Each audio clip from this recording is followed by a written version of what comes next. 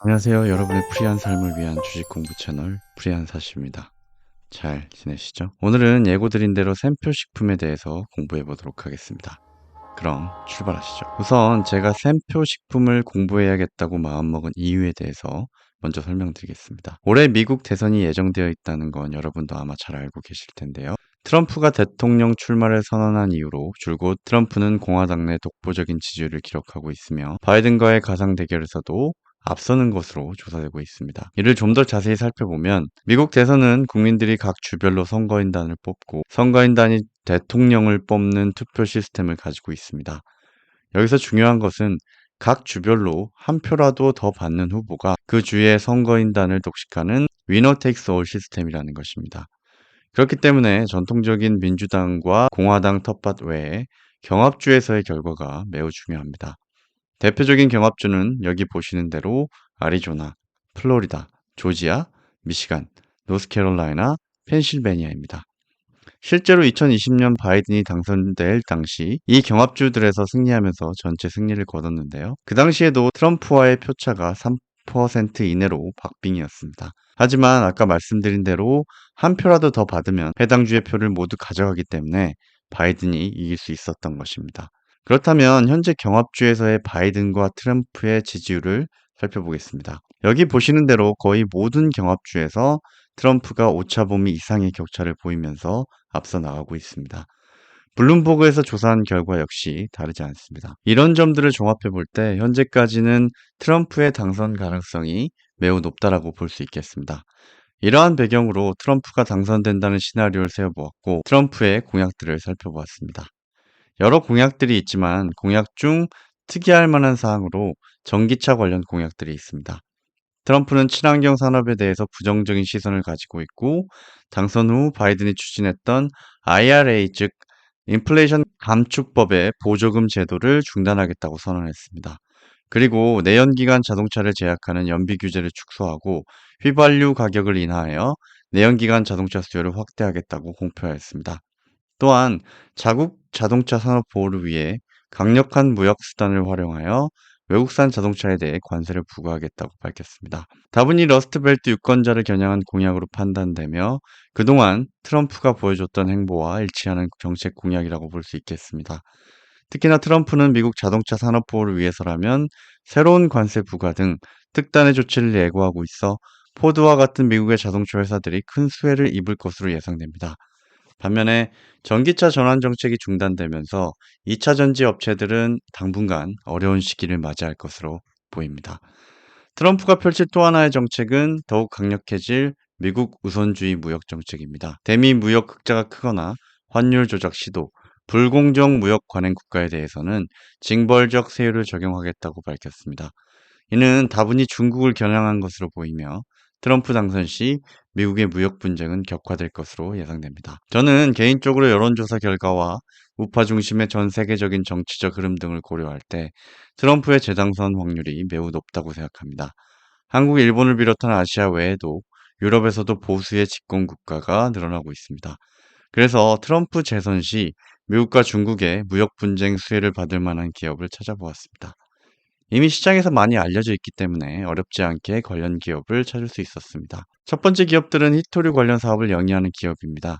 히토류는 자성을 가진 물질로 전기차 모터에 주로 쓰이고 있습니다.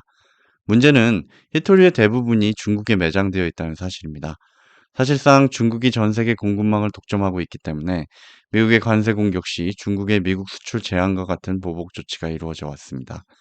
이에 국내 히토류 공급 업체들이 주목받았고 대표 기업으로는 유니온 머티리얼과 티플렉스가 있습니다. 유니온 머티리얼이 주목받은 이유는 히토류 대체 소재를 개발하고 있기 때문이며 티플렉스는 정확히는 히토류는 아니지만 희귀금속 소재를 유통하는 사업을 하고 있기 때문에 주목받은 바 있습니다. 하지만 저는 개인적으로 이 두 개의 기업은 투자 리스크가 크다고 판단했는데 그 이유는 이익 창출력입니다. 두 기업의 영업이익 추이를 보시면 최근 분기의 영업실적이 거의 모두 적자인 상황입니다. 되도록이면 재정적인 건전성을 확보하면서 꾸준한 이익 창출력을 가진 기업들에 투자하는 것이 리스크를 줄이는 방법이기 때문에 일단 히토류 기업들은 투자에 부적절하다고 결론 내렸습니다. 두 번째 기업은 대두 관련 기업입니다. 미국은 세계 2위의 대두 생산국이며 중국은 미국산 대두 수입 1위 국가입니다. 그렇기 때문에 지난 미중 분쟁 당시 중국은 미국의 관세 공격에 미국산 대두에 관세를 부과한 식으로 대응한 바 있습니다. 미국산 대두 관련된 기업으로는 샘표 식품을 들 수 있습니다. 미국산 대두는 샘표의 주요 제품인 된장, 간장의 원료로 샘표 식품의 영업이익에 큰 영향을 끼칩니다. 조금 더 자세히 말씀드리면 중국은 18년도에 미국산 대두에 25% 보복 관세를 부과한 바 있고, 이에 따라 미국산 대두의 수입량이 급감하였습니다. 미국산 대두 소비국이 수입을 금지함에 따라 미국산 대두 가격은 25% 이상 하락했으며 미국 무역 분쟁 당시 낮은 가격을 유지하였습니다. 실제로 이 기간 동안 샘표 식품은 영업이익률과 영업이익이 급상승했습니다. 매출액은 유사한 수준이었지만 영업이익은 대폭 증가했습니다. 샘표 식품은 투자 대상으로서 국내 기업이라는 한계는 존재하지만 필수 식품인 간장, 된장 등을 판매하고 국내에서 굳건한 시장 지배력을 가지고 있기 때문에 샘표 식품은 타사 대비 고가격임에도 오랜 기간 동안 간장 시장에서 50% 이상의 독과점 지위를 지키고 있습니다. 또한 원가에 따른 부침이 있었지만 안정적인 이익 창출 능력을 보여줌으로써 투자 대상으로서 안정성을 거쳤다고 볼 수 있겠습니다. 샘표 식품의 주가 역시 이 기간 동안 주봉 기준으로 50% 이상 상승한 바 있습니다. 물론 지속성은 그리 길지 않았지만 최고점 이후에도 몇 번의 피크 시점들이 존재했기 때문에 무역 분쟁 이전에 투자를 했다면 충분히 수익을 실현할 수 있었을 것입니다. 미국산 대두 가격은 코로나 우크라이나 전쟁을 겪으면서 크게 상승했으며 현재는 그 상승세가 둔화된 상태이기는 하나 19년 대비해서는 70% 이상 상승한 상태입니다. 샘표 식품의 주가는 이를 반영하듯 최고점 기준으로 50% 이상 하락한 상황이고, 거래량, RSI, 투자 심리 등의 지표들 기준으로도 저가 영역에 머무르고 있습니다. 트럼프의 공화당 후보 확정은 계획상 7월로 예상되어 있으나 현재의 페이스라면 3월에 확정될 가능성도 존재하는 상황입니다. 투자에 참고하시길 바라고요. 또 하나의 샘표 식품의 모멘텀은 최근 정부가 추진하는 코리아 디스카운트 해소 정책입니다.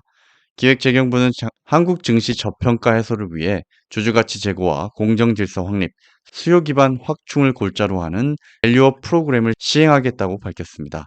개인적으로도 정부가 일본의 성공 사례를 벤치마킹하여 강한 의지를 가지고 정책을 추진한다면 이번만큼은 다를 수 있지 않을까 하는 기대를 가지고 있습니다.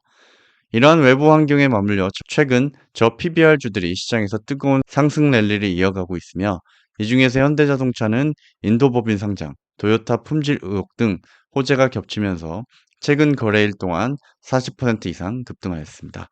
샘표 식품 역시 PBR 0.5 수준으로 주가 고점 시기에는 1.2까지 상승하기도 했으나 2022년 이후 1배 이하로 거래되고 있기 때문에 샘표 식품 역시 밸류업 프로그램을 시행한다면 상승 여력이 큰 기업이라 할 수 있겠습니다. 하지만 이러한 저평가는 비단 샘표 식품뿐만 아니라 식품 업계 전반에 해당되는 내용이기도 합니다. 여기 보시면 국내 1위의 CJ제일제당의 PBR 역시 0.66에 불과합니다. 다만 샘표 식품이 CJ제일제당과 다른 점은 자사주 보유 비율이 높다는 것입니다. 회사 경영자 집단이 50%, 우리 사주가 30% 지분 구성을 보이고 있기 때문에 주가 부양의 의지가 있다면 충분히 주식 소각이라든지 배당금 확대 등의 부양책을 쓸 여력이 크다는 것입니다.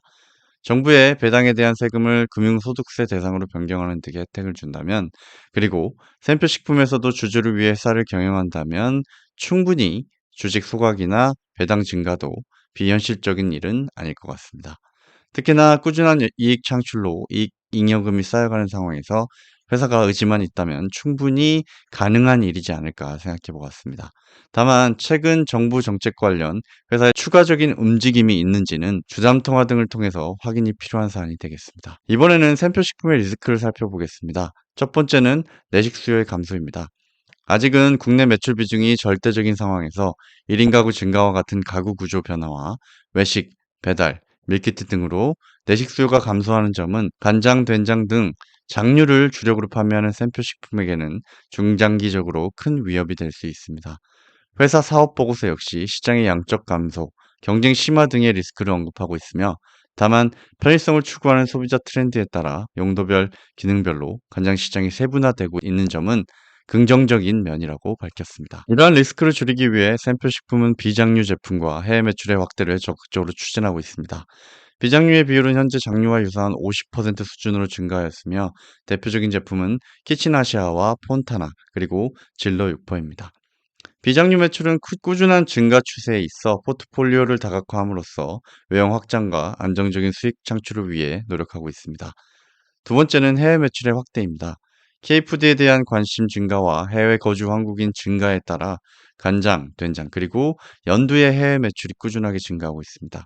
아직은 전체 매출의 13% 수준이고 그 속도가 매우 빠르진 않지만 해외 매출은 꾸준한 증가 추세에 있습니다. 오늘 제가 준비한 내용은 여기까지입니다. 샘표 식품이라는 기업의 매력을 느끼셨나요? 투자를 고민하고 계신 분들께 저의 분석이 도움이 되었으면 좋겠습니다. 저의 분석 역시 최대한 비판적으로 들어보시고 최종적인 투자 판단을 하시기를 조언드립니다. 제가 말씀드린 내용이 유익했다면 구독과 좋아요를 부탁드리겠습니다. 다음 시간에는 한동안 커버를 못했던 HFR 업데이트를 해보는 시간을 가져보겠습니다. 그럼 저는 다음 시간에 유익한 영상으로 찾아뵙도록 하겠습니다. 감사합니다.